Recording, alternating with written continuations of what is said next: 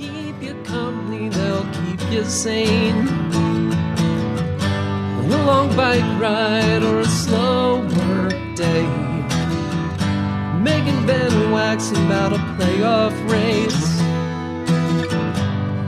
or whose bat's hard. It's effectively wild, so stick around, you'll be well beguiled. It's effectively wild, like Nolan Ryan was sometimes. Hello and welcome to episode 2389 of Effectively Wild, a baseball podcast from FanGraphs presented by our Patreon supporters. I am Ben Lindbergh of The Ringer, joined by Meg Rowley of FanGraphs. Hello, Meg. Hi. Speaking to Meg in the moments before a consequential game between the Mariners and Blue Jays, depending on how things go. You might even get live gameplay just as we did You're going to get live last gameplay. time. You're going to get live gameplay. And it's going to be completely rational. It's going to be sober. It's going to be, I mean, both in terms of its potential influences and also its tone. I might be laying out a multi-step plan to find and kill Humpy. Look. Public sentiment has really turned on Humpy. We talked about this yesterday, but suddenly Mariners fans are demanding ritual sacrifices. Yeah, we got to find Humpy. him and put he him was down. a hero just a few days ago. He is a hero. This isn't Humpy's fault. Sometimes the gods demand a sacrifice of us. It's not a sacrifice if you hate Humpy. It's only a sacrifice if you love Humpy. If you have a Humpy plushie that was sent to you as a kind, caring gift from a friend, and yet here you are saying, "Look, Does it have to be the actual Humpy? Couldn't you just maybe? I'm not suggesting we killed a person inside of Humpy." Oh wow, you're breaking the fourth wall here. There's a person inside Humpy. I thought we were pretending that this was an actual salmon sort of being, but you could. No, he'd be able to swim if he was an actual salmon. That's true. You probably wouldn't need the life preserver or the floaties, but probably not. You could just burn your Humpy plushie in effigy, maybe, and we could. That was a gift. Oh, okay then. Come on. Well, it does seem as if suddenly sentiment has turned in the direction of we need to do something to change the trajectory of this series, and that something is ritually sacrificing our beloved mascot. I mean, the other option would be seeing if Brian Wu can pitch, but that appears to not be an option on offer, and so... Yeah, I don't know. This may become clearer after we record, but I am kind of confused by the status of Wu in the series because when he was restored to the roster after having missed the division series, I assumed that he would be starting a game because why else would you have him on the roster or what would you want him to do? And then Miller started game one, and of course that worked out quite well for the Mariners. So that's okay because that would have been the obvious time to slot Wu in if he could go. And so the fact that he couldn't, that he didn't draw that assignment, suggested, I suppose, that he was not up to starting. But if he's not up to starting because of the pec injury or the recovery from the pec injury, then can he pitch at all? Like, is it less stressful to pitch in relief, or is it he's just still recovering, or what? Right. So my sense, my guess is that tonight being Friday, we are recording this before the game starts. The game starts in 45 minutes, a little more. Bryce Miller is starting this game. Yeah. And I could imagine a scenario where Brian Wu pitches part of it. You know, I think the original plan before the 15-inning game kind of threw the beginning of the CS into chaos from a pitching plan perspective. I think that the original plan was for Bryce Miller on more regular rest and Brian Wu to piggyback the first game or perhaps the second game. But then everyone threw. Everyone had to throw. Luis Castillo had to throw and Logan Gilbert had to throw and everything is like a bonanza. And so I imagine that we will see Brian Wu tonight, assuming things are going okay. I also think that like the Mariners need to explore their legal options, because I feel like this rule that like only the Blue Jays can really mount an offense after the third inning, that feels like it's working against them, you know? Yeah. I know that the courts are on skeleton crew because of the shutdown, but surely this merits some sort of immediate injunction. Yeah, or maybe it could be a class action and the Brewers bats could get in on that. No, also. I don't think you want that vibe coming into your vibe. They gotta sort out their own vibe. They have their own sacrifices to make, their own gods to appease.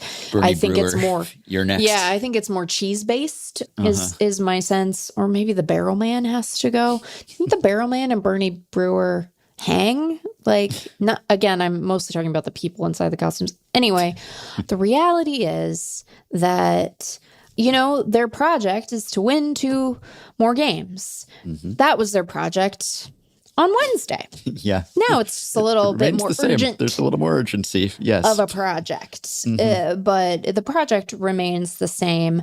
I don't feel great.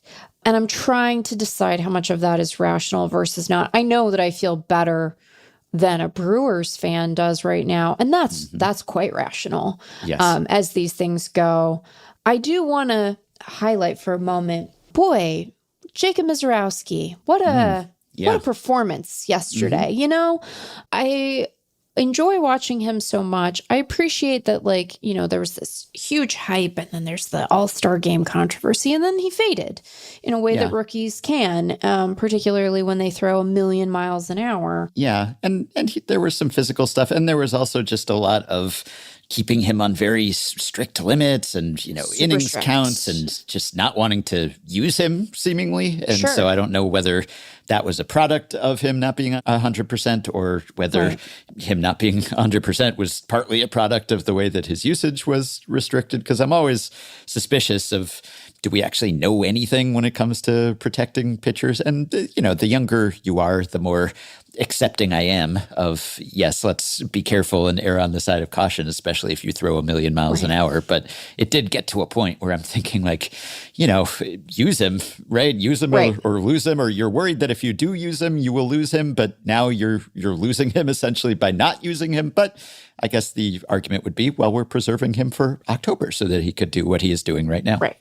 And that has gone very well. I also, we've maybe talked about this with respect to the Miz in particular, but just in general, you know, I know that there are a lot of like emotional faces that pitchers in particular display as they are exiting the mound. And they are excited, they are proud, they are relieved sometimes, but a lot of the base facial expression for many of these guys is like one of aggression, one of anger, and that's fine. Like, there's a place for the like, let's go. That place is on the mound when Max Scherzer is pitching. I didn't enjoy that. I didn't like it. Yeah. And I want to say, I called the potential for that. I called the potential for that yesterday. I doubted him.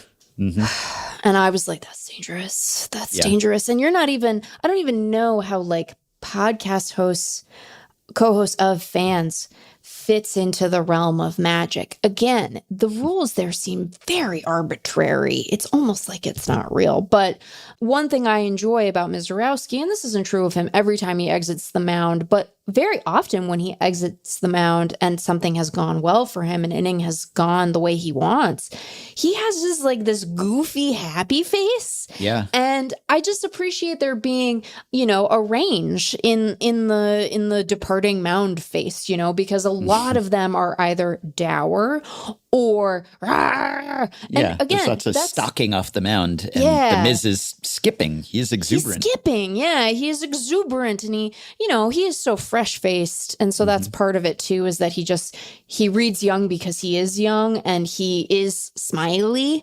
I just enjoy that. If only he could hit, you know, that's been... Yeah, I've talked about just how reliant teams have been, especially the Dodgers, even the Brewers and some others, others on starters pitching in relief. And maybe it's just that the distinction between starter and reliever has just completely broken down. So Mizrowski, for instance, has not started a game in these playoffs, but he's been the bulk guy, and effectively that is the same. I mean, It's a different sequence. He doesn't get a game started, but he's the guy who's pitching more innings. And it's odd in retrospect, given how well he's pitched. You'd think, well, why not just start the guy, just to slot him into the rotation? Clearly, he's one of the best pitchers you have.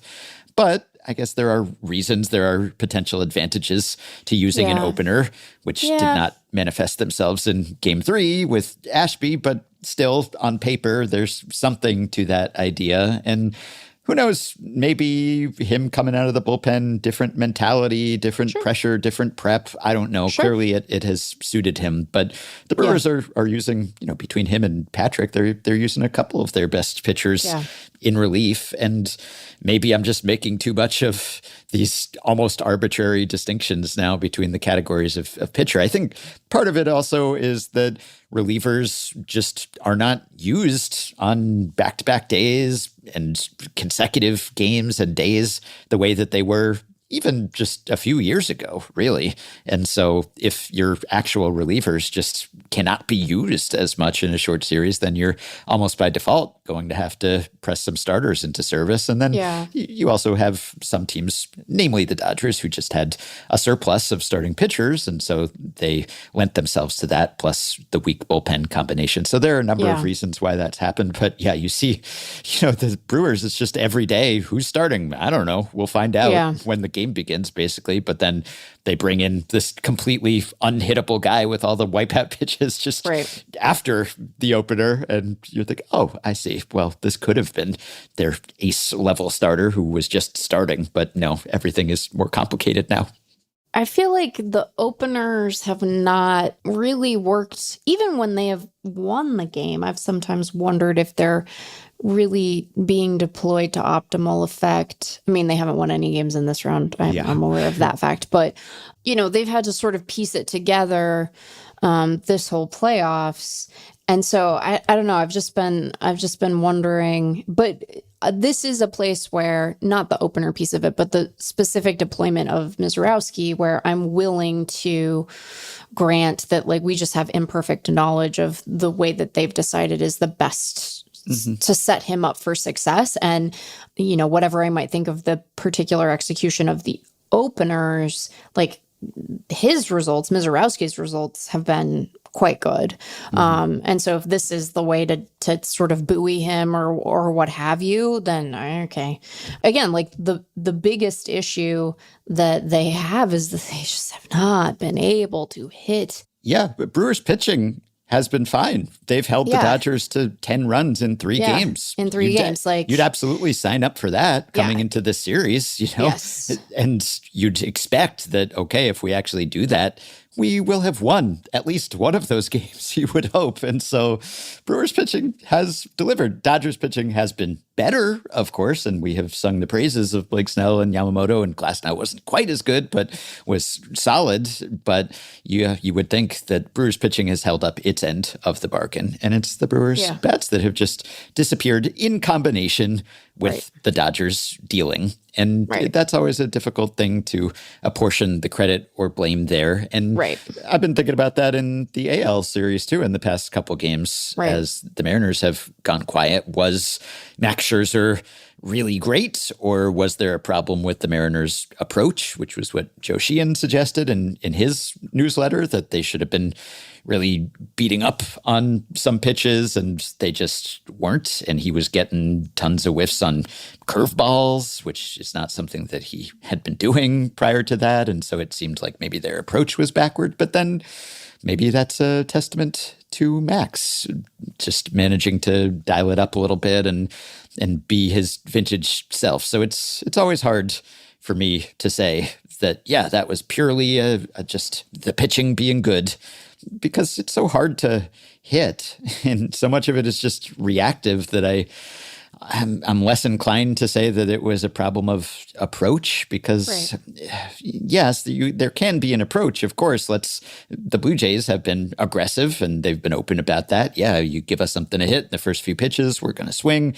And you can say, let's eliminate certain pitches and let's look to feast on fastballs or, whatever it is. But then it's hard. Like those best laid plans can go awry if the pitcher just does well. It just like pitches well and confuses you and makes some pitches look like other pitches. It's not infallible to say, yes, we will just take that pitch off the table and we will swing at these hittable pitches. Well, way easier said than done. So yeah, it's hard to know. I mean, it doesn't help when you're like getting picked off first base. Well, yes. I did mean to mention the Max Scherzer quote because I took Jeff Passan and others to task for overusing the term must-win game in a non-elimination game. Well, in his pregame press conference before his game, Max Scherzer, he went even further. Max Scherzer said, every game in the postseason's a must-win. Every game. Every game is a must win. And we know what he means, obviously, but it's important. But that's the ultimate inflation of October must win. Every game in the postseason's a must win. I want to be careful not to psychoanalyze someone I don't know. And I think one of the more frustrating things for me about the Mariners' performance over the last 2 games as a fan of the team is that, like, I just really do like this Blue Jays team a lot. Yeah. I don't really dislike anyone on this Blue Jays team. I could have imagined a matchup where I would have felt like a moral victory at yelling at someone. I don't even have that feeling. It's really, I'm despondent. I'm going to mute people I like on social media because they don't mean to be annoying. I'm annoyable right now. I recognize this is a personal failure, which is why they're just you have to ritually sacrifice them, much like I'm like muting Humpy. them, but I do need a reminder from someone in like a week to go back and unmute them because I will want to hear from them again, just not right now. Anyway, the thing about Max Scherzer, and I do again feel odd psychoanalyzing someone I don't know, is like I wonder what that man is going to do when he's done playing baseball. Because it's not like the capacity he has for intensity is just going to dissipate. Yeah. Like, is he going to find fulfillment in the HOA board? Probably not. Well, what's that guy going to do with himself? I do wonder. He has been a Players Association leadership figure, That's so true. perhaps he could channel this into being at the bargaining table, like yelling at Rob Manfred across the table. Yeah, I love that. Because like, I think, you want to be careful in how you describe these things. I don't think that Scherzer, for all our joking, right, for all of John Schneider's joking yesterday after him being, that he was worried he was going to kill him, if he tried to take him off the mound. I don't think that Scherzer would actually engage in like physical violence toward another person. And it's hard to find amusement in that.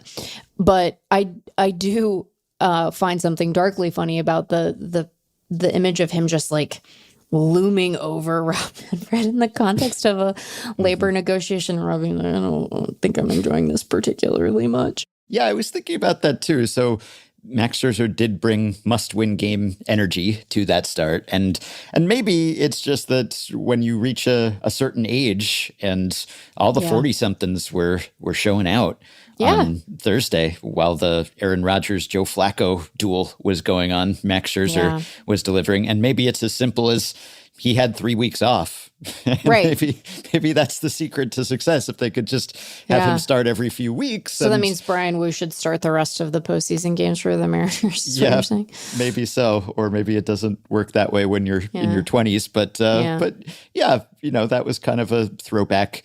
Right. Not exactly vintage. It wasn't like peak Max. I mean, he walked a bunch of guys and everything, but he was getting some whiffs and he was throwing a little bit harder, and maybe those aches and pains subsided because he had this extended break, which is not something you could really routinely do during a regular season. I mean, I guess you could if the contract were the appropriate size. I mean, we've seen the sort of Roger Clemens model of comeback in an extended age late in your career and pitch half a season or something and warm up late. Maybe you could have that for a 40-something pitcher who's just like, yeah, I'll give you one good start a month, maybe. But then what are you paying for that, and what makes that worth their while, and what are they doing in between? But perhaps that helped him. I guess the reduced wear and tear may have outweighed whatever rust, and it worked out in favor of Scherzer. But there's this indelible image of him barking at Schneider as Schneider was going out there. And I don't know whether Schneider seriously intended to pull him or whether he kind of knew what was going to happen and he was going out there to have a discussion and he was willing to be shouted down and turned around. But that image, when I saw that, I was kind of delighted by it because it's Max being Max. It's a throwback. It's, almost a starter out of a different era demanding to stay in the game, which is generally something I like to see more than we typically see these days. And that's just, we know him, and that was in character for him. In another context or with another player, that could be behavior that we decry, right? Like this could be some sort of toxic presence. I mean, generally, you don't really want people screaming at each other in the workplace. No. I mean, I remember talking about this with Andy McCullough when we had him on to talk about his Clayton Kershaw bio. And he was talking about how Clayton Kershaw just transforms into this wild man on his start days. And this even happens with, say, mild-mannered Rich Hill. And there are certain guys who just get super intense and everyone knows not to talk to them and not to bother them.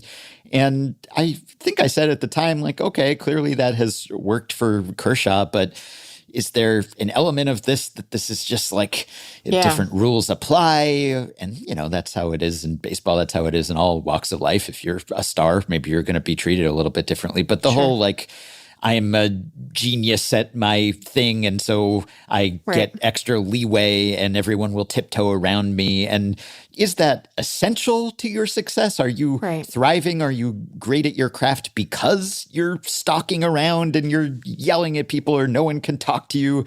Or is that sort of an affectation or performative, or is it not really essential? Like, you have to hype and psych yourself up, but does it have to manifest in that form where you look like you're a loose cannon who's just going to come undone if someone makes the mistake, the faux pas of talking to you on a start day? Like, I think there's kind of a culture of that perhaps could stand to be toned down to some extent. But with Scherzer specifically, seems like everyone likes him. And he's a leader, and he's thoughtful, and he's cerebral, and he's not like that all the time. It's just that when he's on the mound, and as far as I know, he's not snapping and actually lashing out at someone physically, or this isn't crossing over into bullying or hazing kind of behavior. Plus, he's picking on the manager, which is kind of punching or yelling up in a sense. Yeah. I mean, he's almost the same age as Schneider, but Schneider's like the authority figure. And so I guess the power balance there is kind of difficult to discern because Scherzer has such standing in the game and he's a future Hall of Famer and all the rest of it. But also Schneider is technically his boss, right? Yeah. And so that's a little bit different than if he were yelling at his peer or a junior or a subordinate or something. So on the whole, I think it's fine. And I'm also sort of charmed by it. But also, if it were someone else or in a different situation, then probably we'd be like, hey, maybe consider cooling it, buddy. I think that part of it is, and look, I do want to try to separate my frustration from it manifesting in a particular game because of what it portended for the team that I wanted to win versus not from my sort of actual analysis of it. I do think that part of what we worry about when we see that kind of behavior is like, if this is what you are comfortable displaying where everyone can see, like, what are you behaving like behind the scenes? And I think that we've had, sufficient testimony to his character beyond sort of how he is on a start day. I do think that it's fine to say, you are a future Hall of Famer and you are, made better by your intensity. And also, this surely isn't the only way that intensity can manifest. And some amount of emotional regulation toward your coworkers, even if it is to a superior, that's not like an unreasonable thing to ask of you. Right. Yeah. Plus, you're a veteran, you're a leader, you're modeling behavior and these aren't toddlers or something, Right, yeah, it's they're not like they're too, imprinting on Max Scherzer and they're going to do exactly like what he does. Ducklings. But especially if you're a union leader and you're a team leader and all the rest of it, then maybe you want to set an example of a little less rageful. But I guess, it's mitigating circumstances because it's this game and it's this guy. Right. And I do think that like it washes over you a little differently within the context of, maybe crucial is a better way to phrase it than must win, but a crucial postseason game, rather than, just like some regular season start in July or whatever. I think we can appreciate that everyone is operating at a higher emotional register in a game 4. It's not maybe must win, but it's as close to without being technically must win for them. Like if you go down 3-1, that's rough sledding ahead, right? So I can appreciate why it would inspire the kind of feeling that it does. But I think it's fine for us to say, hey, like, you're a grown ass man, and you're clear, and he's clearly capable of more normal interpersonal dynamics, which is why we are on some level like willing to kind of give him a pass, but also like, hey, that means that you can tone it down a little bit, and I also, having said that, would offer that I'm always a little unsure what the right amount of intervention is in a social dynamic I'm not a participant in, right? Like, I think that there are all kinds of ways to relate to people interpersonally that I would find inappropriate or distasteful that aren't problematic. And so, like, other people get to have their shitty interpersonal ways, and that's not necessarily my business. Having said that, like this is interpersonal behavior that we all witness. And I do think that Scherzer has like he is so revered within the game and for very good reasons that you kind of wonder, but then it's like, are you being a bummer? But then it's like, sometimes, you got to be a little bit of a bummer. So I don't know. It's a tricky one for me. I do think that it washes over me differently because I have a lot of confidence that like he is not like hazing rookies or whatever, that he's not like being a dick in other contexts, but like he is maybe being a little bit of a dick in this context. So, it doesn't seem like people are bothered by it. Even Schneider is joking about it, making light of it. And I guess we wouldn't necessarily know if people were genuinely bothered by it because he's so revered. Who's going to be the Max person Scherzer to say, I don't like this? Right. Is some young guy going to come out, speak publicly about it? Probably not. Right. Probably not. You never know. And so I want to be cautious about that. But as long as he's not actively picking fights, like if it's just, hey, leave me alone on this day, I'm not going to be in the mood to chat. That's okay as long as you set that expectation and you're not going out of your way to explode at people. And as long as you make some accommodations, like, if someone says something completely innocuous to you or is not familiar with the rules of your start day or something, don't bite their heads off. But if that's just how you function and excel and it's not harming anyone, then that's okay. And it seems like, at least from the public comments, that players basically treat it like that. That's Max being Max, and it's sort of funny and quirky, and that's that. But you never know, right? So I guess, and it's not a normal workplace in any number of ways. It's not a normal workplace. Just the makeup, the demographics of the employees, the teammates, just the pressure on you, the spotlight, the intensity of all of it, the salaries, just everything is so far beyond our ken, really. It's not like we have the most typical jobs either, but we have, and we're around the game, obviously, but it's still just difficult to put ourselves in that sort of position, really. But you don't want to just excuse any kind of behavior on that ground because that is the often thing. Yeah, it's like, lots of toxic workplaces in sports and not in sports.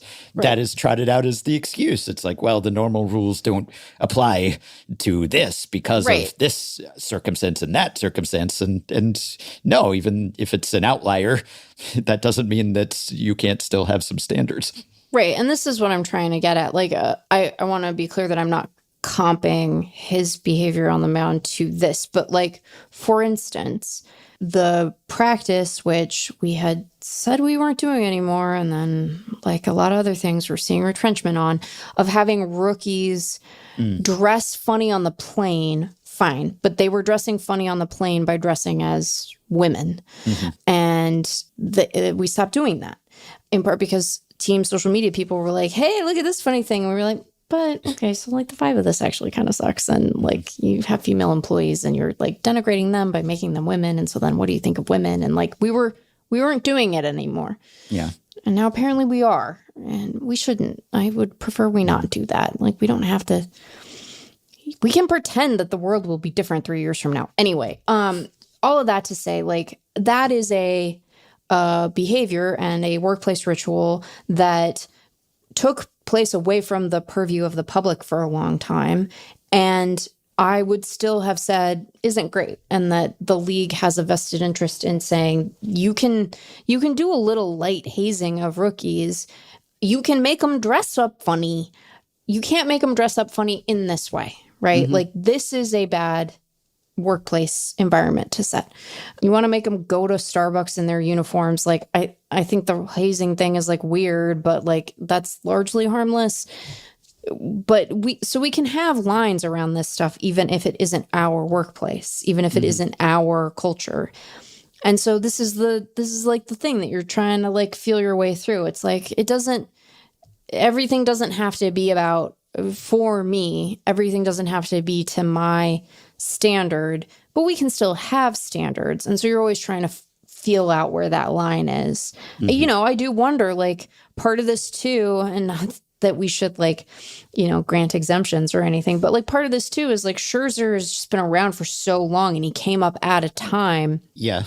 And he's just like a relic from an earlier era. Yeah, I do wonder if there's like a bit of a like, exemption being granted here in terms of our understanding of it. And I don't, we maybe part of why we need to be a little less concerned about it than we otherwise would be. And I feel like I don't know. I don't know if I want to give him a pass or not.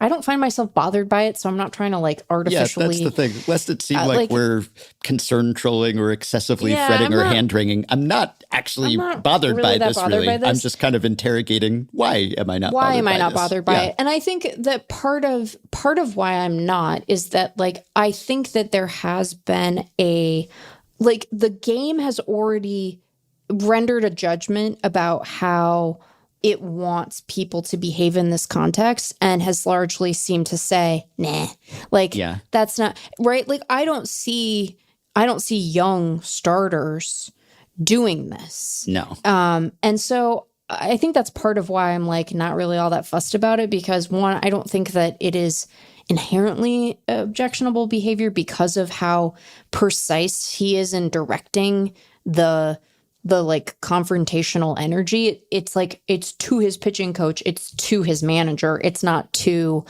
other members of his team, subordinate members of the coaching staff. Like it's that, so there's that piece of it, but also like we've answered this question and he's still pitching. So like, yeah, I don't think you're going to teach him a new trick necessarily. Yeah. It's like he personally has not been reformed or sanitized in this respect, but the game as a whole has. And so it's sort of robbed of its power to be bad in a way. It's just, him, but he's singular. He's just left over from that earlier era. It's like a last gasp of that sort of starter mentality. And so it's kind of, it's quaint in a way.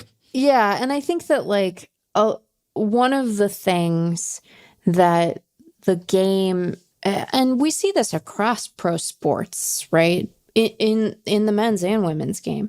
I think that there is this ongoing conversation about like how we balance celebration and excitement and like genuine expressions of emotion with like one-upping your opponent, right? And I think that we've had a conversation in baseball that has largely come down along the lines of like, you get to be excited, you get to celebrate your achievement, and the place where we can still kind of urge you to redirect that energy is when it's being pointed at your opponent, right? You know, I know that shit talking is part of the game, and I know that like guys like getting on each other is part of the game. I don't love it when that gets like, you know, directed at your opponent, right? The stare down, like it feels tacky to me. If you know, stride off the mound because you've just gotten a big strikeout and you're pumped and you're pounding your chest and you're going, like, yeah, man, go for it. Like you just did an amazing thing. You hit a big home run and you bat flip and you're like directing it at the stands. Go with God in a good wind. I don't love it when the guys are like kind of being dicks to each other, but I think that they largely aren't, you know, that they largely do a good job of like making it clear, I'm excited for me. I'm not being an asshole to you. Sorry for the swear. So yeah, I think, but you know, those social boundaries and like lines are a constant source of negotiation. And I think they kind of have to be, because the people who are cycling through the game are always changing. Like it's always, you know, there's some core group that's like been in the majors for a long time, but you have new people and they have new perspectives and they have, you know, they're younger. Like it makes sense that their sort of sense of these things and culture around it might be shifting. So it's never a finished conversation, but I do think it's largely a more generous one, and like it's sort of landed in the right place. And yeah, like there are any number of ways in which we will never see another like him, maybe, you know? And so to have a little remnant of this guy, I think is okay.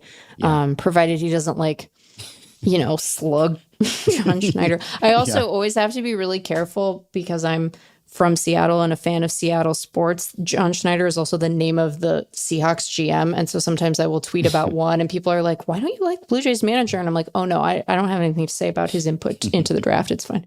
Well, I hope that at least the Brewers managed to hit a little bit.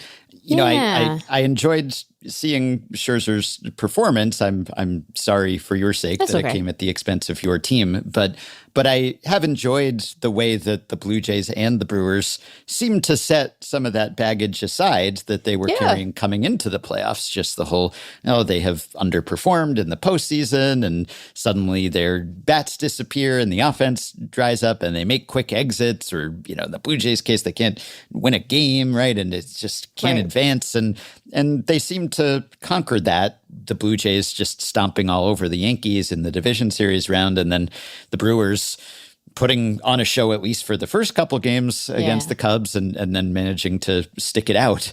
And it seemed like they had put that behind them. Yeah. And then the first couple games of the ALCS went the way they did. Now the Blue Jays have immediately rebounded from that, much to your dismay. But the Brewers have not, and I'd like them. If they have to go into that good night, I'd like them to go a little less gently. I'd like to. Now, it's complicated for me because I would rather that their offensive breakout not come against Shohei Ohtani specifically, but, you know, if he could pitch pretty well and then maybe they beat up on the bullpen, whoever comes, that'd be fine with me. You know, it's hard for me to wish ill upon Shohei, but I do generally wish the opposite of ill against the Brewers. I'd like, you know, people will know whether this happened by the time they're listening to this, but I'd like it not to be a sweep. I'd like it not to be a total trouncing.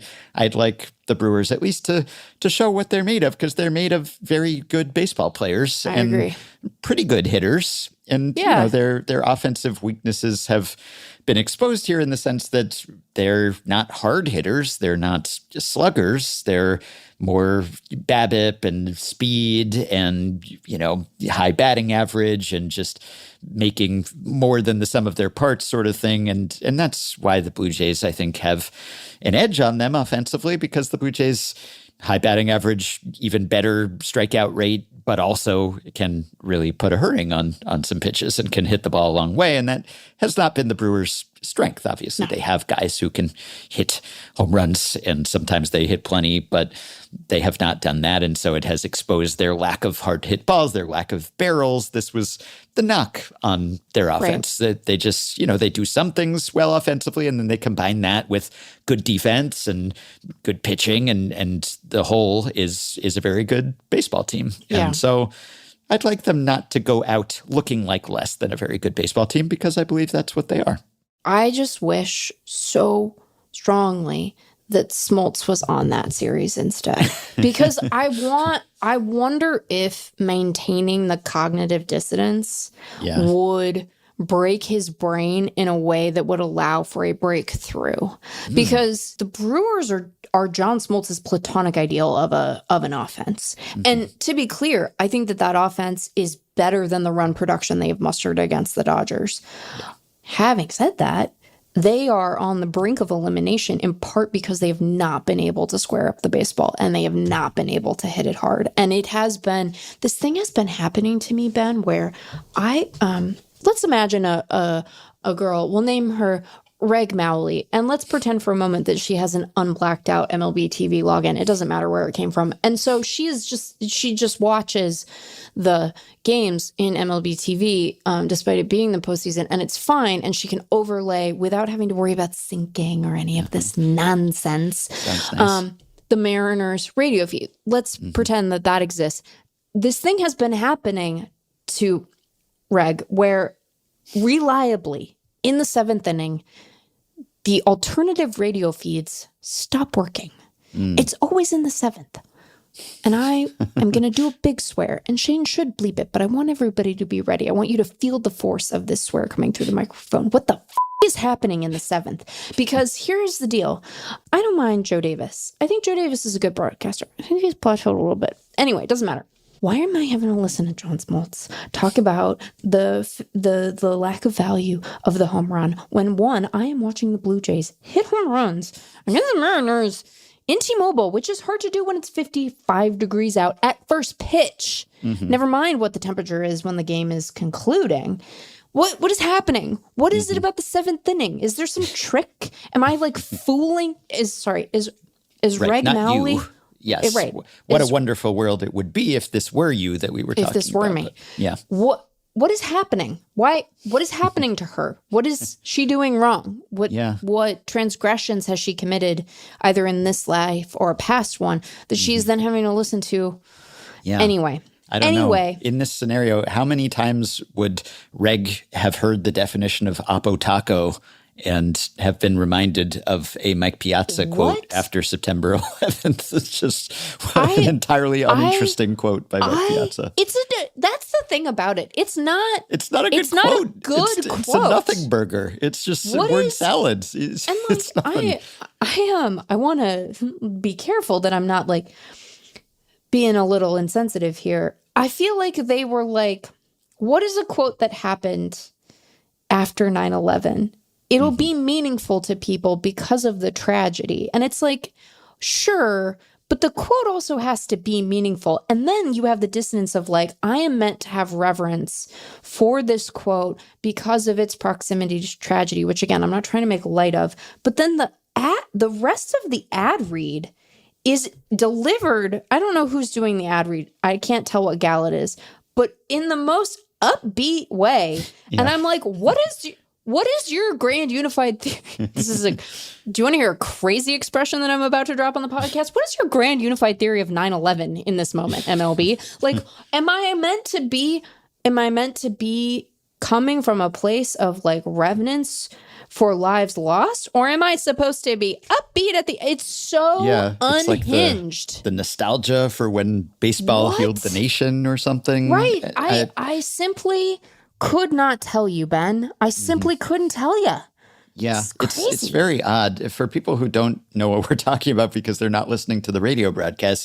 It's the strangest thing that when you listen to the game day audio, the Odyssey audio here, it's incredibly repetitive. And we talked about this. Unreal it's how so repetitive strange. it is. And we talked about this last postseason too, because we were talking a lot last October about the flickering of the green screened in ads and the overlays there and how distracting that is. And it still is, to be clear. It's not better than it was. They haven't fixed that problem. They haven't. It still annoys me, the fact that when a player is sort of superimposed on the behind the plate advertising, it's just all flickery and weird looking and looks kind of half in, half out, like he's freaking budget. Marty McFly and Back to the Future or something. Have to figure that out. It still bugs me a lot. I've been less of a broken record about it, but not because the problem has been addressed. But right, it hasn't been. We were complaining about that a lot last postseason, and then people were sharing their gripes about the radio broadcast too. So we talked about that. Also,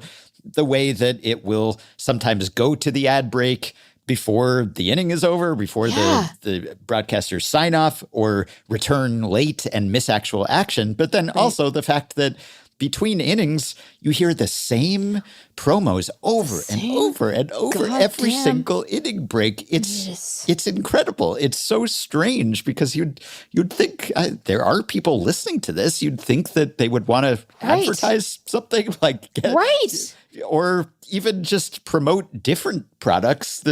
Whatever they're promoting. It's making me long for capitalism in a way that is like completely unhinged. It's like so I just strange. can't. I'm like, please give me a freaking ad. Surely the local plumbers union wants me to know. You wish for the sweet release of actual or sweet relief of actual marketing, because it could be a nice alternative. So they do this little thing where, let's define a baseball term, but it's Oppo Taco every single time. It's so weird. Like, it's why are so you not weird? I would appreciate that exercise if we were spared advertising because they were familiarizing everyone with the baseball lexicon and there was an actual variety. Then that'd be nice. That'd be fun. Great. But it's the same thing over and over and over. We've complained about this before. You know, when on MLB TV, they've shown various clips and highlights, but they show the same ones over and over again. And it's like, you could choose from anything in baseball history. You have this vast resource. Why am I ever seeing a single repeat? You have all the clips. You have every single one at your disposal. You do not have to clear rights for them. You can just show us something cool. And there have been, so many cool moments. Why are we hearing the same freaking thing it's over? Unfathomable. It must have something to do with some kind of agreement and contracts. It's just, why would you not want to use this? Plug a product, please. Just anything. For the love of God. Anything will drive you to distraction when it's the same message over and over and over. There was a Defector piece about the Piazza quote and the 9/11 remembrance, but the Oppo Taco is the strangest thing. I know what an Oppo Taco is. I mean, I knew already, but if I hadn't known, I would know that better than I know anything else in the world, because my mom's phone number, my own social security number. It's incredible. It's just defies belief. Real. And and then the other thing about it, Ben, is this might be a Meg problem or a Reg problem, excuse me. Like I want a Choco Taco. Every time I hear that ad, I'm like, why am I not eating a Choco Taco right now? Yeah. See, if they segued into a Choco Taco ad, then that would be capitalism, and that would be at least a little bit of breaking up the Oppo Taco definition in every single inning break. I still wouldn't have a Choco Taco, so maybe I don't want them. But I'm suffering already. I'm trapped in a loop, a weird time loop, and then I still don't have ice cream. So maybe it would be better if they just told me about ice cream, because then maybe I'd be motivated to go get some. Maybe I'd be like, I got to go get some ice cream. Somebody's got to get to the bottom of this, and maybe it's me, maybe it's us, or maybe someone listening right now is familiar with these arrangements and understands why it is done this way. But it seems just completely confounding and lazy, or I don't know what it is, but you could use that audio real estate for so many either lucrative or actually beneficial pro-social ways. Sure. By all means, promote promote your product, but not in this way, which makes me hate everything about it. I never want to see an Oppo taco ever again in my life. Yes, I will wake up in a cold sweat hearing the definition of Oppo taco for the 10,000th time. And I'm not even listening to the radio broadcast as much as some people are. So the people who are consuming these games primarily via the posts via radio, I pity you and I pity Reg. We're keeping kayfabe about Reg, that another wrestling term, 2 episodes in a row. But I'm keeping kayfabe about Humpy being a real fish, but also about Reg not being Meg. Right. I pity her and anyone else who has been subjected to this much repetitious promotion. It just inspires you to be like, the repetition makes you hate the thing. Mm-hmm. So you find yourself sitting there going, I hate Oppo tacos. And then, what the fuck about 9/11, Mike? I had God damn no it. negative feelings about Oppo tacos previously. Many negative feelings about 9/11, to be clear, but not about Oppo tacos. Anyway, I guess lest we repeat ourselves so many times that people start to hate us. Many negative feelings about 9/11.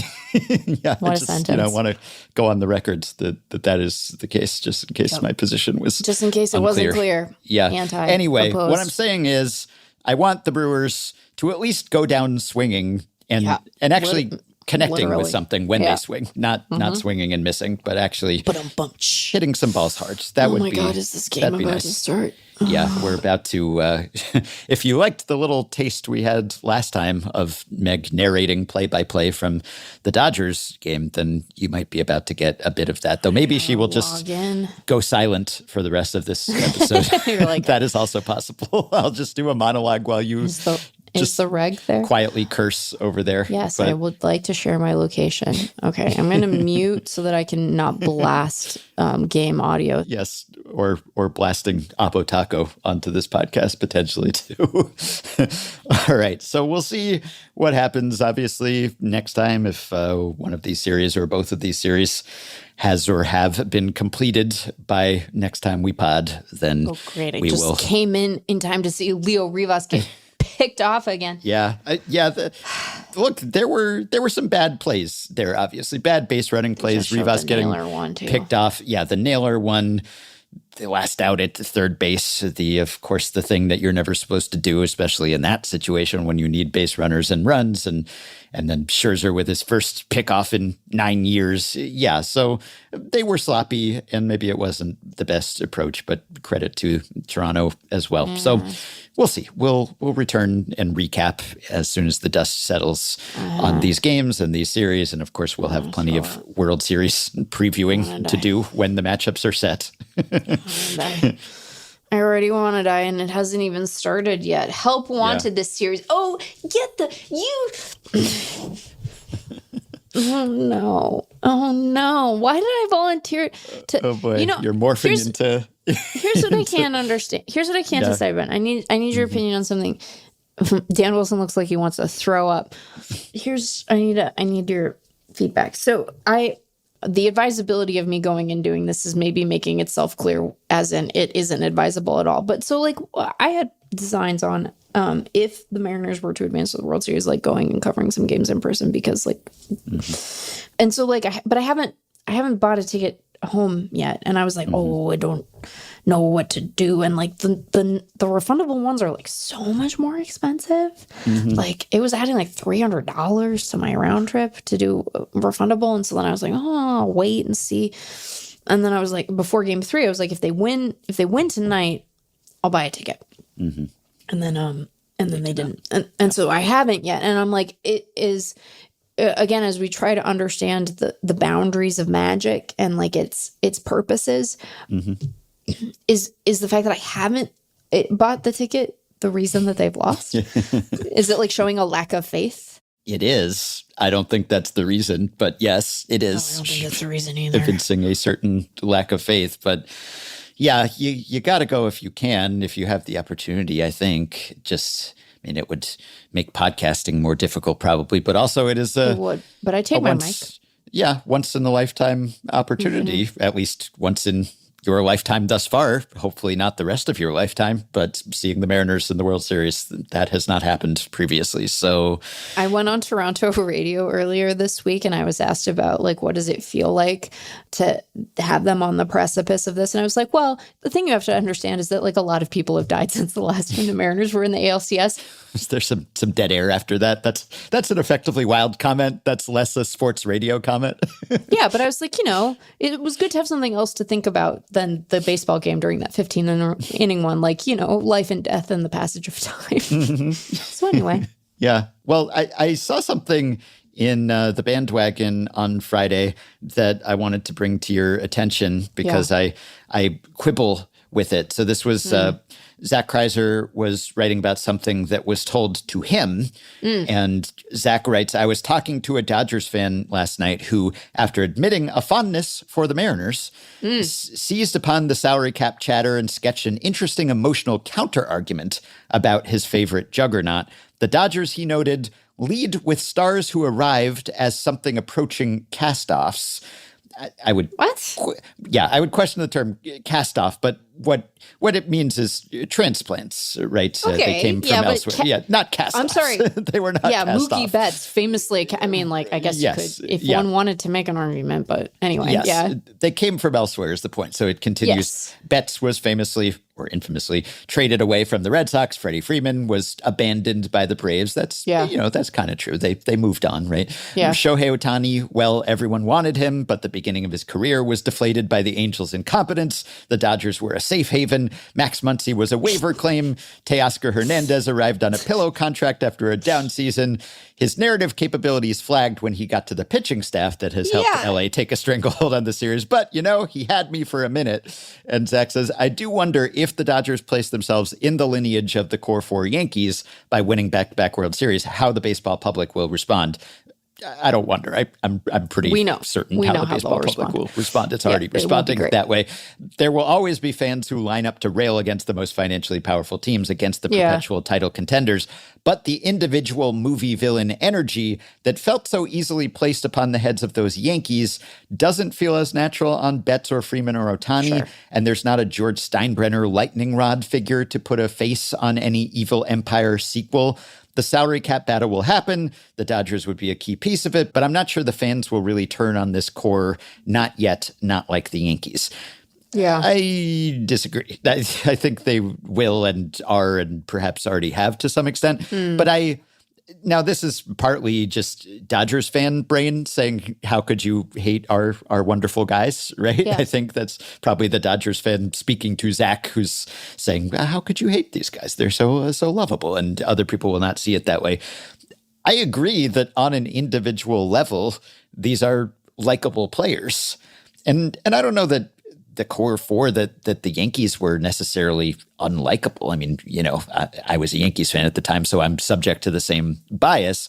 But Bernie Williams, of course, was not classified as core four kind of unfairly, but was extremely likable. And, the other guys, did people hate Andy Pettitte particularly? No, at least not till the HGH stuff came out. Right, and Posada, he could be a bit of a red ass or get on your nerves a little if you weren't a fan of his team, but it wasn't like he was some pariah or something. And Rivera, I think people mostly respected.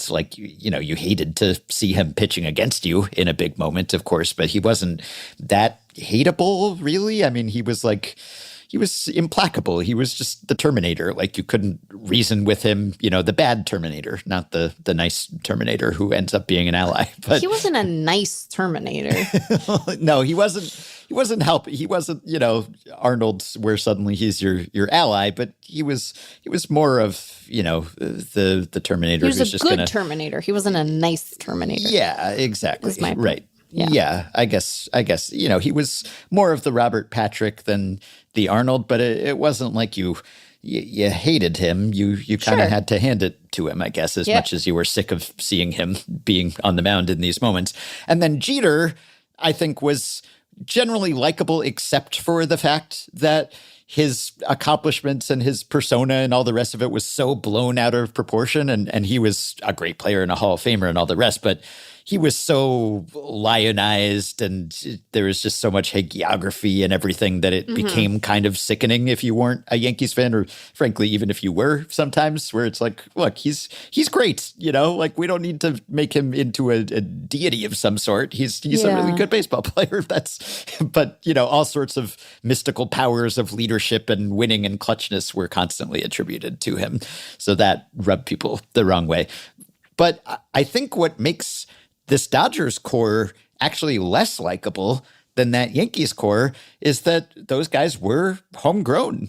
The Yankees came by that kind of, in a different way. I mean, they still spent a lot. They were still the big bad Yankees, of course. But those guys, they drafted and developed and they were career Yankees. And so you kind of had to give it to them. Like they weren't purely purchasing, it was hard to say, at least with some of those teams, that they had really bought a championship because they had also drafted and developed those key players. And then, of course, they kept them and they signed them to big extensions and all the rest. And other teams like bring in free agents. Oh, of course. Yeah.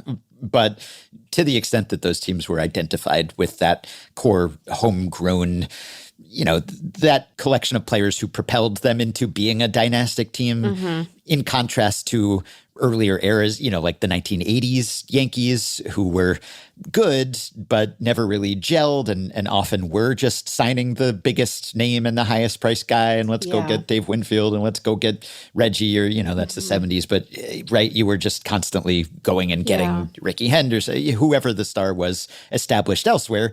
These guys, they broke in with the Yankees and became stars with the Yankees, and many of them stayed with the Yankees for their whole career. Whereas in this case, the Dodgers are just plucking all of these stars from other franchises. I hate to break it to you, Ben, but everybody hated those Yankees teams. None of them were likable. No one liked. No, what are you? I get what you mean. I think that there's like a different. It washes over people a little differently.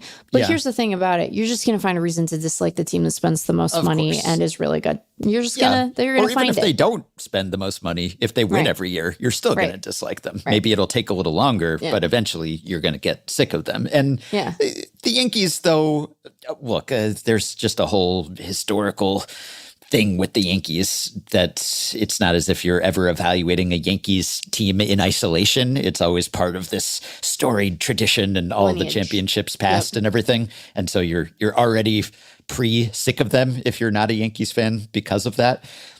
But like when they won in 96, let's say, you probably weren't sick of them because this was a new team and young, and by Yankee standards, they hadn't won for a long time, and they came back in that series, and, some of these guys were pretty likable.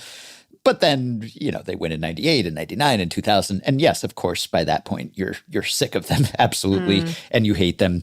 But I think it was easier because, there was George Steinbrenner and Mr. Moneybags and the whole... Yeah, Bryce Miller. Sorry, you just struck out George.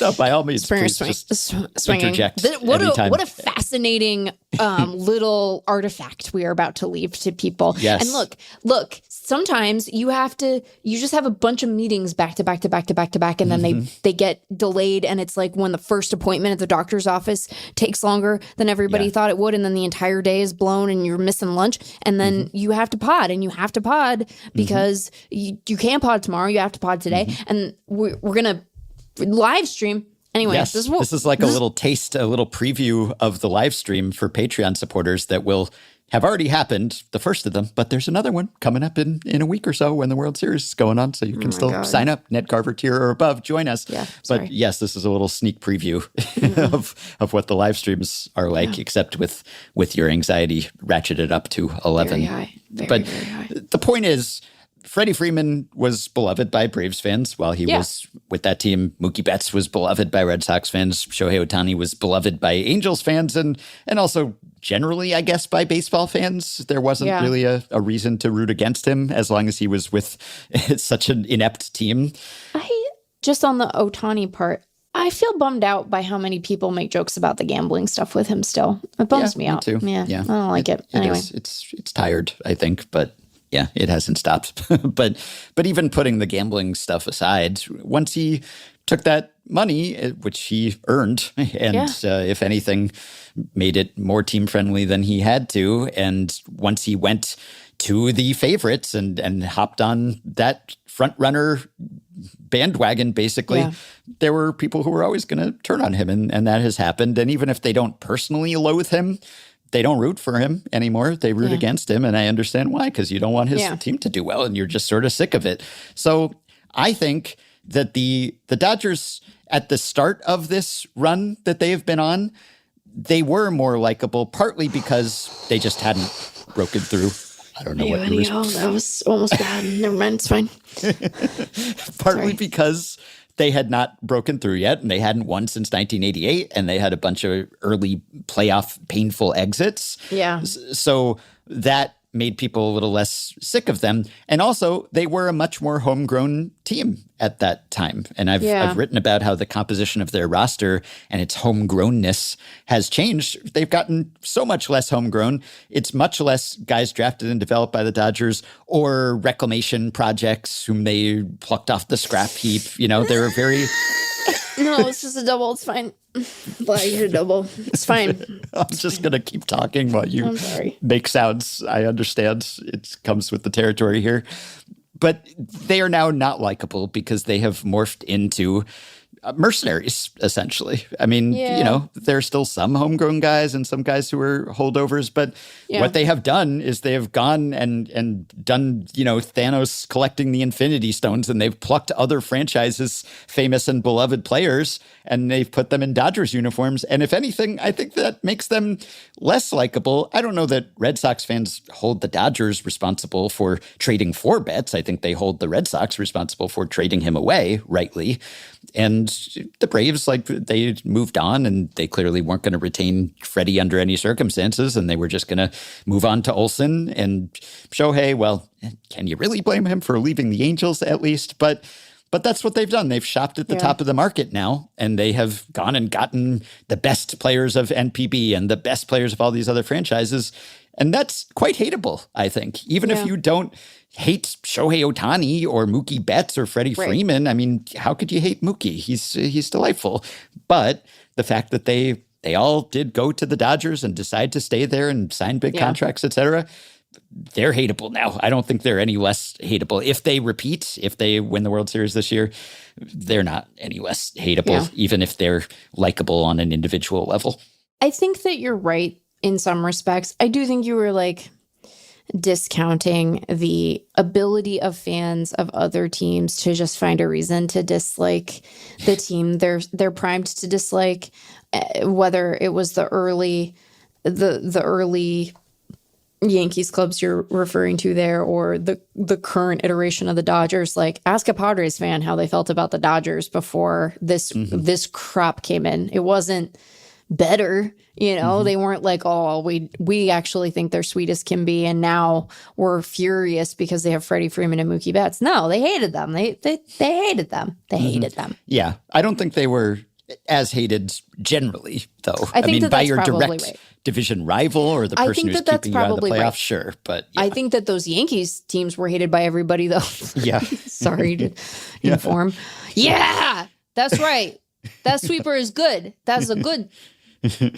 You've disabused me of my childhood naivete that everyone loved my baseball team. Ben, I was well hated aware. Those teams. They hated those teams. Yes, but yes, I really love Alejandro Kirk, man. I do love him. I want him to have a bad day at work, but I do love him.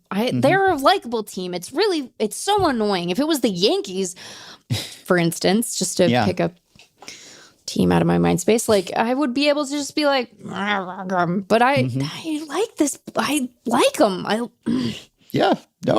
That's the problem, really, is that I want all of these teams to do well, or at least the Dodgers have had their winning. They have everything, right? But all these other teams, I'd like to see the Mariners win a World Series. I'd like to see the Blue Jays win a World Series. I'd like to see the Brewers win a World Series. Unfortunately, only one of them can. I do worry. I had this thought yesterday as I was sitting on the couch being bereft and really appreciating the amount of restraint I was showing on social media. And I did advocate for killing Humpy. So you can imagine what other thoughts were rolling around in my brain that I was like, I demonstrated admirable restraint. I did have the thought, I was like, are either of these teams just going to get freaking boat raced by the goddamn Dodgers? Yeah. I do worry about that a little bit. Quite possible. It's quite possible. They're looking good. And then Craig is like, no, they might still have vulnerabilities. And I was like, you're very sweet, but also they look pretty good right now. They do. Yes. They absolutely could lose.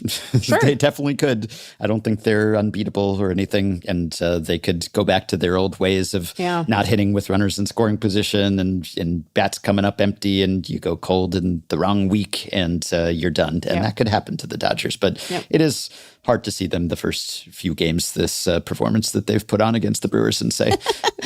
All of Bryce Miller's velos in the first inning were up at least a tick and a half. Like his fastball is up 3 ticks. His splitter is up a tick and a half. His sinker is up 2.8. Sweeper is up 2.1. He is just like, he also,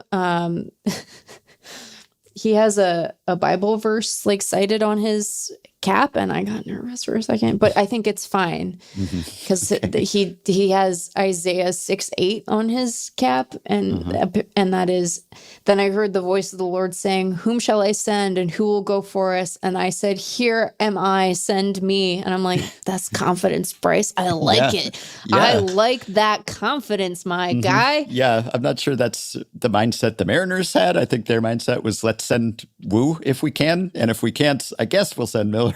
But it worked out Bryce okay. is like, no, I am. Bryce is like, is this the verse that leads into the I am him stuff? He is him. I am him. I don't understand athletes, man. They're such mysteries. Yeah. Well, good for him. I hope his arm doesn't explode, but clearly he's treating this like a must-win game, which all postseason games are apparently. Okay. The last thing I wanted to ask you about before I put you out of your misery, but really you will remain in misery. It's just whether you're on the podcast or not. Maybe you're even less miserable while I'm slightly distracting you here. Who knows? I would have liked it if Julio had seen another pitch, but fine, I guess. I never know what people want from this podcast when this time of year rolls around, because most people are primarily fans of their team. And so when we're hyper fixated on a few teams, we're perhaps alienating everyone else. I think, we're a national baseball podcast. People are used to us talking about the game as a whole, and presumably they expect and want that from us. But probably they also miss when we would talk about their team or other things, not just the Mariners and the Brewers and the Blue Jays and the Dodgers. But I do want to ask you about a Seattle University pitching product, which I've always known that Tarek Skubal attended Seattle University. There was never a time. I know that when I'm senile in a friggin' nursing home. Yes, but Tarek Skubal has come up because as some of the hot stove speculation has started among eliminated. No! Okay, it wasn't a home run, but Barger had a less good play. Yeah, you run, Cal. You get that dumper to second. There we go. A double for the dumper. Good for him. Double for the dumper. Petriello had an interesting article at MLB.com, by the way, which I think we've touched on this, but the fact that the one knee down catching stance, which has benefits and pays dividends when it comes to framing and other aspects of defense without seemingly detracting from the ability to block or anything. Like also one pass ball. Yeah. Yeah. I'm somewhat skeptical of that just because the number of wild pitches while he was back there, there's a little home cooking. I agree with you. I agree with you.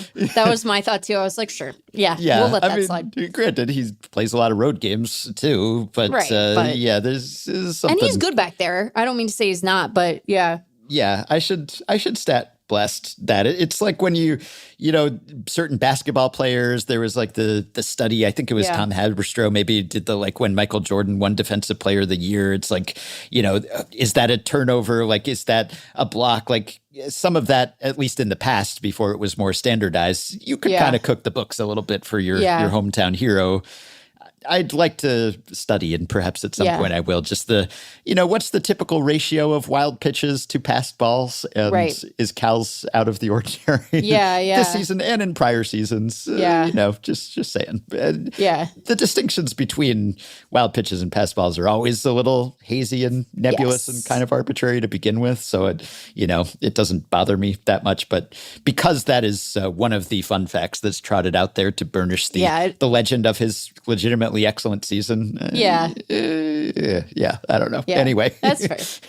I'm with you. I think that it is an underrated area of potential home cooking. I think that he's good back there. Yeah, but I don't think he's.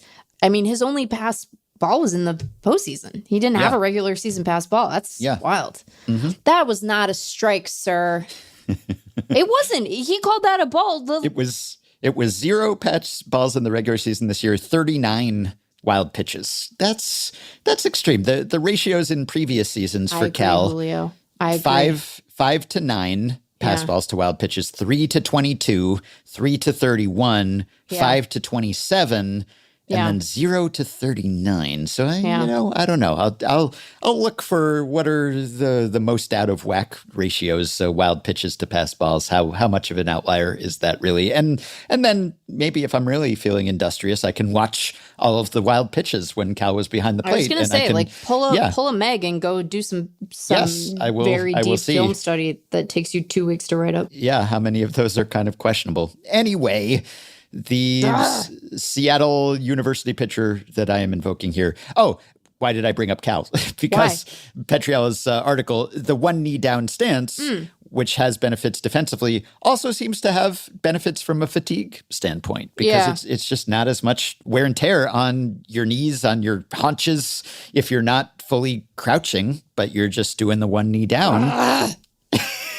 He should be on first base right now is the problem. That was ball 4. It was in the exact same stupid spot as the prior splitter. The sounds you're making are completely unrelated to the points I'm making. Yeah, you're doing it great. Sounds like you're extremely frustrated. No, I'm not mad at you. You're the best podcaster and the best. Point about one knee down stances. You're right, Jorge. You make him pay for it the next time you're up, okay? As Petriello pointed out, we've seen more catchers just playing more. And just racking up more plate appearances in more games. And that does not seem to be a coincidence. It seems to be. So Cal hitting a double, motoring around to second. Perhaps his lower half has been spared somewhat by the shift in catching mechanics. Okay. Sure. Point is, Tarek Skubal is 1 year away from free agency. He is the Seattle University pitcher. And there's a lot of speculation about what will happen with him. A lot of hot stove talk. Will there be an extension? If there's not an extension, will the Tigers consider trading him? Could they do such a thing coming off what seems to be presumably back-to-back Cy Young awards? And if not, if they can't sign him, he is, of course, a Scott Boras client. Right. Then what does that mean for the Tigers and their staff? What does that mean for, do they deal him mid-season next year? Do they just ride it out? So there's been a bit of reporting about that. John Heyman writing about a Boras client. First time that's ever happened, but he wrote something for the Post about how Skubal, the baseline for him is $400 million. And then there was a report from Evan Petzold of the Detroit Free Press that the Tigers did make an extension offer for him after last offseason, which was for 4 years and under $100 million, which sounds preposterous, of course, but that was after the first excellent Cy Young season. And also he had 2 more years of arbitration remaining at that stage. So those numbers for ARB eligible or pre-ARB eligible players always seem low on the face of them because it's not the going rate, the market rate for free agents, but it shouldn't be, and it wouldn't be at that point. So I haven't really crunched the numbers, but yeah, that sounds low, but it's not like wildly low because of where he was and what he had accomplished to that point. But now, 1 season away from free agency with another season, fantastic season, maybe even better season under his belt. Yeah, he's in line to completely break the bank here and probably set a record for a pitcher contract. Right. I guess the comp is Garrett Cole, who was around the same age, I suppose. Tarek Skubal will turn 29 next month. So he will be 30 if he were to hit free agency next offseason. I think Cole was maybe 29 still when he was a free agent. But, he got, $324 million. And then Yamamoto got $325. That was a whole different arrangement and different age and everything. But those are the upper bounds for pitchers. And the question is, post Ohtani deal, who is partly a pitcher, of course, Ohtani, and Soto deal, now that we've seen these stratospheric totals, how high can a contract go for a pitcher, given how breakable pitchers are, even if they're the best and pretty dependable to this point? And, we saw the Crochet extension. So these are the things that'll be sort of setting the market. And I'd imagine that Detroit will want to approach him and will want to talk to him. But, it's not going to be a discount situation in all likelihood with Scott Boras. So Skubal has them where he wants them. Maybe he wants to be there too, but they need him, obviously. And they should be as motivated as anyone to sign him and keep him there. So I would hate to see this offseason be dominated by Tarik Skubal trade rumors. I would avoid that at all costs, whatever it costs to sign Tarik Skubal. Like, you gotta keep him. And if you can't extend him, then I think you have to ride it out with him. Yeah. Like, even if you might just lose him, aside from the draft pick compensation, I don't know. It depends where the Tigers are at midseason next year and what sort of season he's having, of course. And it's tough because, you trade Tarik Skubal, you could get an enormous wealth of prospects, of course, but what sort of message would that send to your fan base coming out of the rebuild and trying to build on that? I just don't imagine it likely to be something that they're looking to do. Like, this should be, I know that they swooned late and all of that. And it's not like they don't have work to do to bolster the roster, but I don't think there's any reason to think they won't be a competitive club next year, right? Mm-hmm. I agree with you. I think that you try to get something done, but the thing about it is, even if you can't, if you're a competitive team, you just get to enjoy the services of one of the best handful of pitchers in baseball. Yeah. So that seems fine, Mm-hmm. That seems fine. I just don't imagine that that's likely to be a priority for them. I don't know. You'd have to be just blown away, and it would be a difficult needle to thread because you are trying to be a competitive club. And so you would need either impact big league pieces or near ready big league players who you think are going to sustain your club for years to come. I just think that the specific ask, given where they are in their own competitive cycle, makes it just a really thorny one to do in a way that wouldn't just inspire people to burn down your ballpark, so I would be really shocked. I'd be really shocked. Yes. Yeah. And I will be curious to see how high the ceiling can go for a pitcher, provided he has another strong season and is healthy and all the rest of it. Who could be better? Who could be more appealing? The MLB trade rumors poll results, there was a post, should the Tigers consider a Tarik Skubal trade?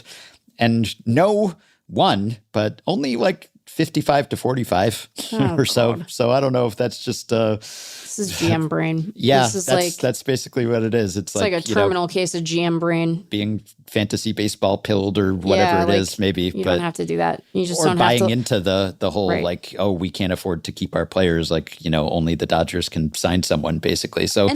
And I know that they're not running a payroll that's like the Dodgers, and their willingness to spend ebbs and flows. I think it's going to be more restrained and more strategic, but it's even this version of Ilitch ownership has been willing to put money into that payroll. I don't know that they've always picked the right guys to do it, but they've been willing to put money into that payroll. They should put maybe more in. Yeah, I'd like to see them be a little more active and aggressive than they were last offseason and at the trade deadline this year.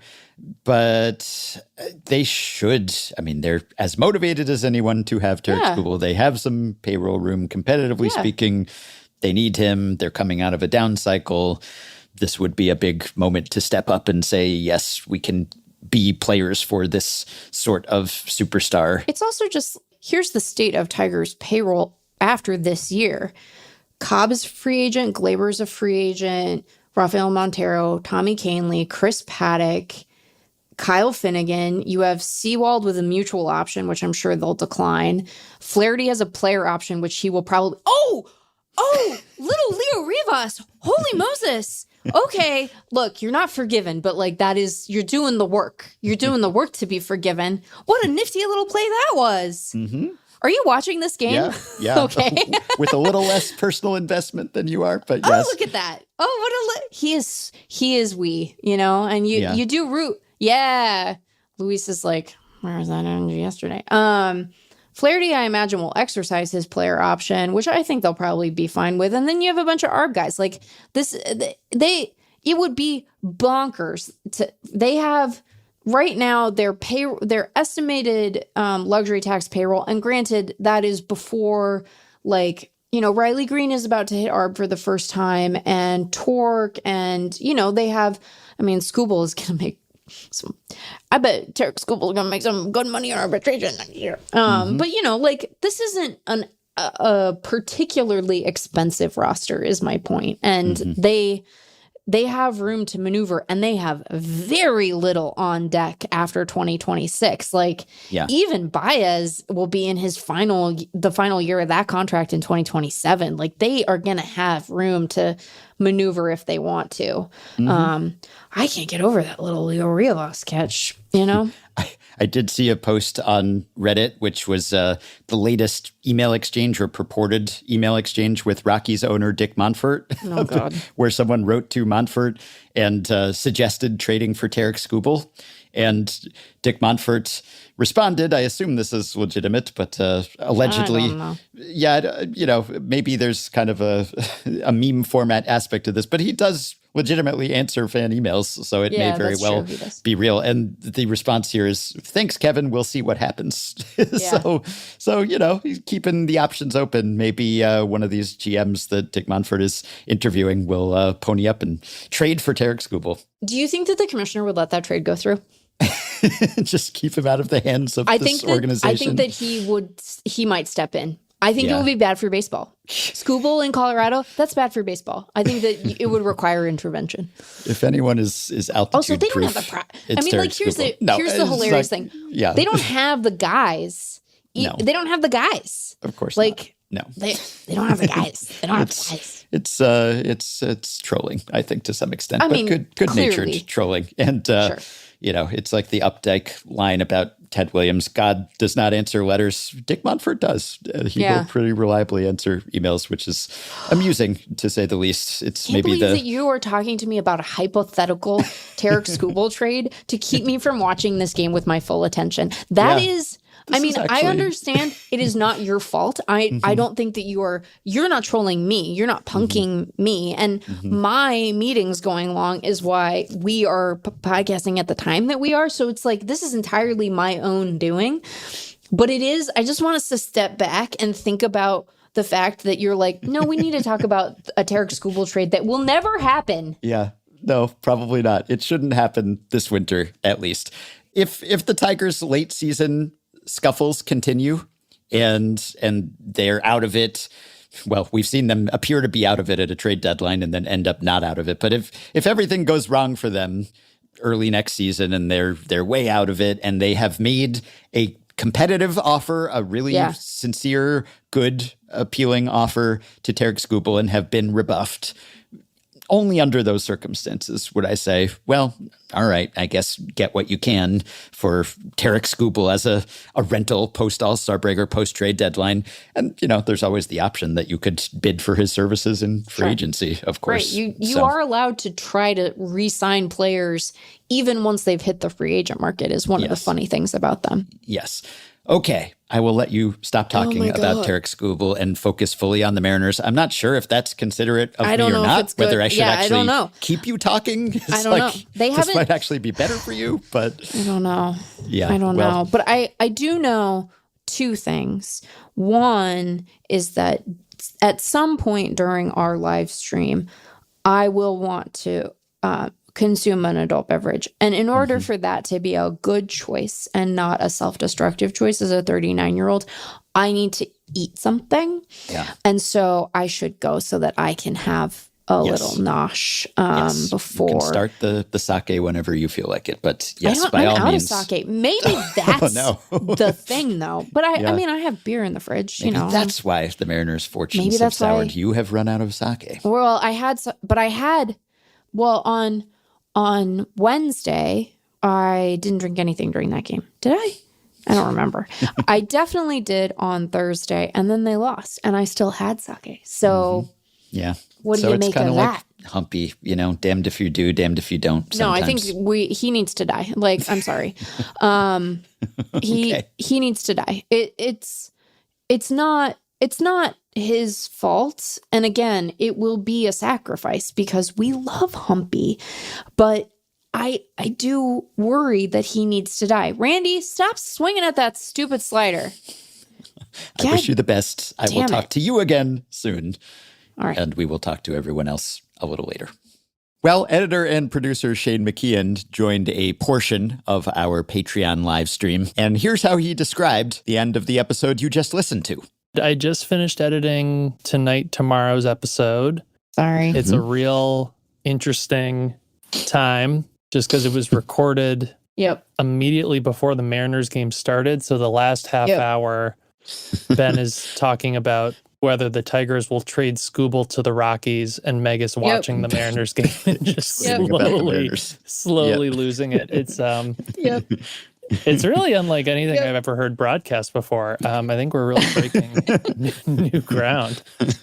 Not inaccurate. I cut off the recording of 2389 immediately before Meg's mood improved because Eugenio Suarez hit a home run. It would not be his last home run on the night, nor would he be the only hitter to go deep multiple times. Now, the Mariners were losing by the time we started our Patreon live stream when the NLCS game started. And I hope our Patreon supporters won't mind if we play a few snippets, a small percentage of our almost 3-hour stream. But within the first 20 minutes or so of that stream, the Mariners' fortunes and thus Meg's mood improved considerably. Because first, Cal Raleigh hit a homer. This is the way we reacted. Now you all know where we are, roughly.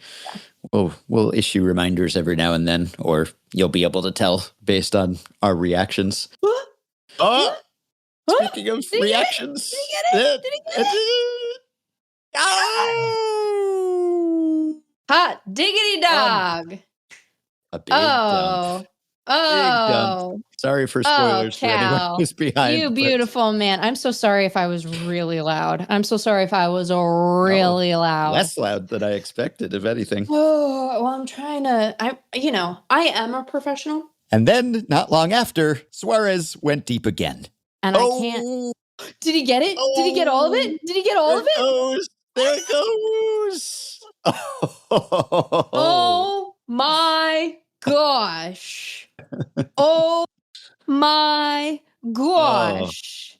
Wow. Things have really looked up for you and your team since this live stream started. I was like, we are the new Humpy, the new Etsy witch. That one was a grand slam, and it put the Mariners one win away from an unprecedented pennant. Mariners won, Humpy lost. Meg still stood by her demand that Humpy be sacrificed. Of course, there was another game going on at the time, a game in which Shohei Ohtani hit one home run, which elicited these sounds from my mouth. Oh!